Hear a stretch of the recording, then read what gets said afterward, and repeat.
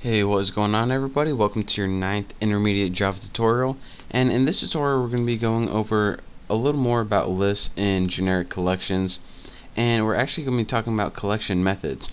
Now, we already went over how to convert a list to an array and how like add and delete elements and stuff like that.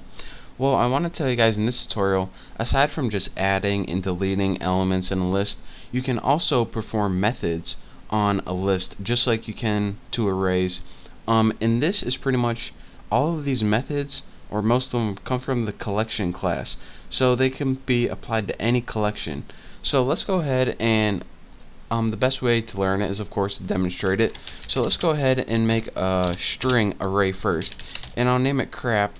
And let's go ahead and just fill in, like 5 things maybe. So let's go ahead and first put apples, lemons, and doesn't matter if you spell it right or wrong, geese, and don't ask me where I'm thinking of this stuff, bacon, and YouTube. So you try to think of 5 things fast, and yeah, anyways, like I was saying, so now we have an array. So what we want to do is convert it to a list. So the easiest way to do this for testing purposes is go ahead and put list and put string, because that's what really string, are you serious? And go ahead and name it L1, because I don't feel like typing out list, because that takes more time, those 3 characters, and I got stuff to do tonight. So arrays dot as list, and for our parameter, put crap as your parameter. So now we have a list made of L1, and it pretty much takes the array and converts it to a list real quick. Nice, quick and dirty way. So now what can we do? Well, as I said before, we can call methods from the collection class to apply to our list. And again, we can't do this to an array, so we can only do it to a list, so that's why we need to make L1. So obviously, in order to get methods from the collections class, collections dot, and the first method I'm going to tell you about is sort. And what this does is it takes a list and it sorts it in alphabetical order. So as your argument, of course, you pass what list you want to sort out. So now this actually modifies the list. It's just not for display only. It actually sorts the list itself. So let's go ahead and do system out print. Let's do printf. And as our 2 parameters, for the first one, we need to put the format, which would be %string, and just go ahead and put a new line in there because we're going to be doing stuff after this. And just go ahead and pass L1. Now here's a cool thing. Instead of putting like a variable, you can just put an entire list as one string and it'll pass it in to print it out. So let's go ahead and run this first. And as you see, my original one was apples, lemons, geese, bacon, YouTube, not in alphabetical order. And now once we sort it, it goes apple, bacon, geese, lemons, YouTube in alphabetical order.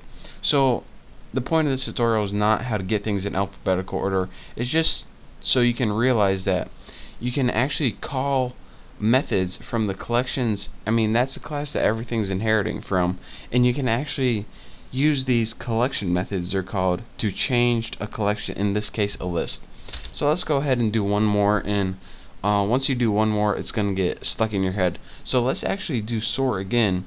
But if you're wondering, alright, if I know how to sort in this order, and this is either ascending or descending order, but I don't know.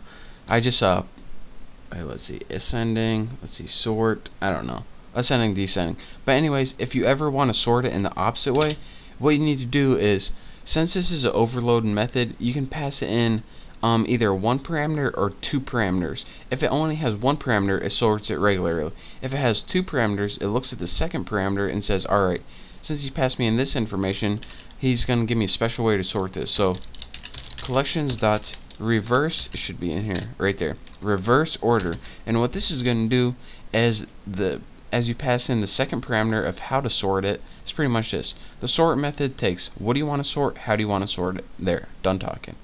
So now let's go ahead and print this out right here.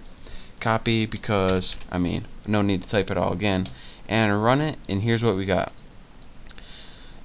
Let me move this a little bit. Apples, bacon, geese, lemons, YouTube. So here's where our original list sorted, and now it's going to take that new list and sort that in reverse order. So you got YouTube, lemons, geese, bacon, apples.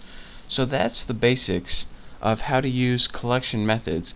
And again, these are methods that you can use to any collection, and in this case we used it on a list. And again, sort isn't the only method. I'll probably be going over some more useful methods that you can do. And I mean, well, that's pretty much it for this tutorial. I don't really want to teach you guys anything else. It's getting kind of long. So for now, just want to thank you guys for watching. Don't forget to subscribe, and I'll see you next tutorial.